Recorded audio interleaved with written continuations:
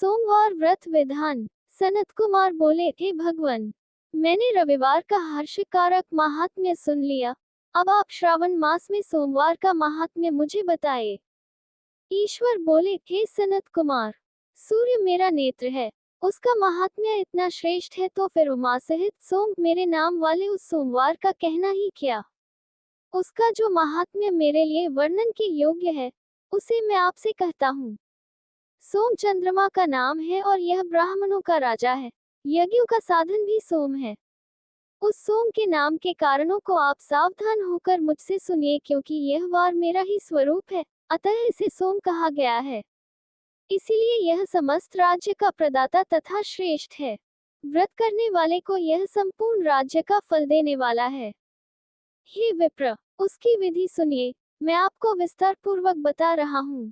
12 महीनों में सोमवार अत्यंत श्रेष्ठ है। उन मासों में यदि सोमवार व्रत करने में असमर्थ हो तो श्रावण मास में इसे अवश्य करना चाहिए। इस मास में इस व्रत को करके मनुष्य वर्ष भर के लिए व्रत का फल प्राप्त करता है। श्रावण में शुक्ल पक्ष के प्रथम सोमवार को ये संकल्प करे कि मैं विधिवत इस व्रत को करूंगी, शिवजी मुझ पर प्रसन्न हो। इस प्रकार चारों सोमवार के दिन, और यदि 5 हो जाए तो उसमें भी प्रातःकाल ये संकल्प करें और रात्रि में शिवजी का पूजन करें। 16 उपचारों से सायंकाल में भी शिवजी की पूजा करें और एकाग्रचित होकर इस दिव्य कथा का श्रवण करें। हे सनत कुमार, इस सोमवार की कही जाने वाली विधि को अब मुझसे सुनिए। श्रावण मास के प्रथम सोमवार को इस श्रेष्ठ व्रत को प्रारंभ करें। मनुष्य को चाहिए कि अच्छी तरह स्नान करके पवित्र होकर श्वेत वस्त्र धारण कर ले और काम, क्रोध, अहंकार, द्वेष, निंदा आदि का त्याग करके मालती, मल्लिका आदि श्वेत पुष्पों को लाएं। इनके अतिरिक्त अन्य विविध पुष्पों से तथा अभीष्ट पूजनोपचारों के द्वारा त्रयंबक इस मूल मंत्र से शिवजी की पूजा करें। उसके बाद कहें, मैं शव, भावनाश, महादेव, उग्र, उग्रनाथ, भाव, शिष्यमौली, रुद्र, नीलकंठ, शिव तथा भवहारी का ध्यान करता हूँ।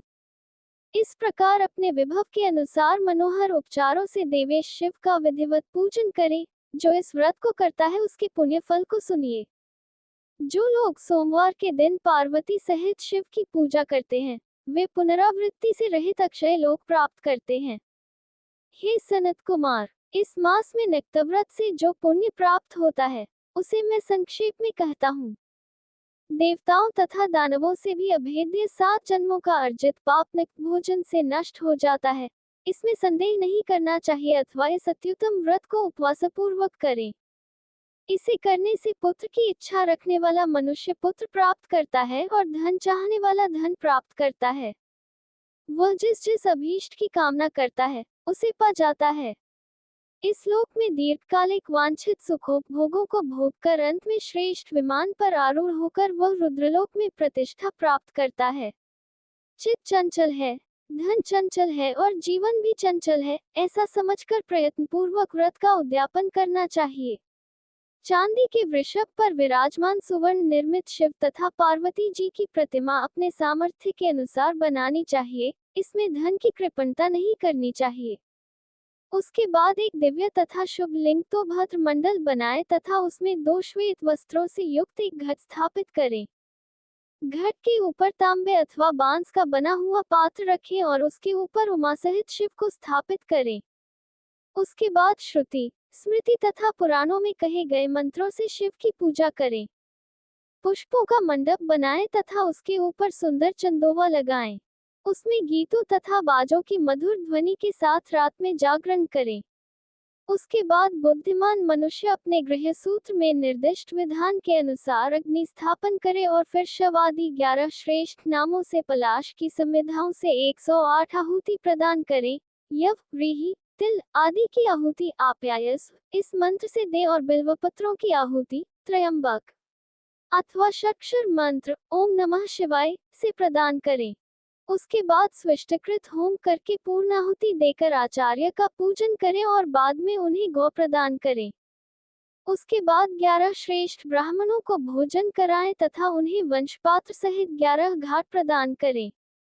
इसके बाद पूजित देवता को तथा देवता को अर्पित सभी सामग्री आचार्य को दे और तत्पश्चात प्रार्थना करें, मेरा व्रत परिपूर्ण हो और शिवजी मुझ पर प्रसन्न हो। उसके बाद बंधुओं के साथ हर्षपूर्वक भोजन करें। इसी विधान से जो मनुष्य इस व्रत को करता है वह जिस जिस अभिलषित वस्तु की कामना करता है उसे प्राप्त कर लेता है और अंत में शिवलोक को प्राप्त होकर उस लोक में पूजित होता है। हे सनत कुमार, सर्वप्रथम श्री कृष्ण ने इस मंगलकारी सोमवार व्रत को किया था। श्रेष्ठ, आस्तिक तथा धर्मपरायण राजाओं ने भी इस व्रत को किया था। जो इस व्रत का नित्य श्रवण करता है वह भी उस व्रत के करने का फल प्राप्त करता है।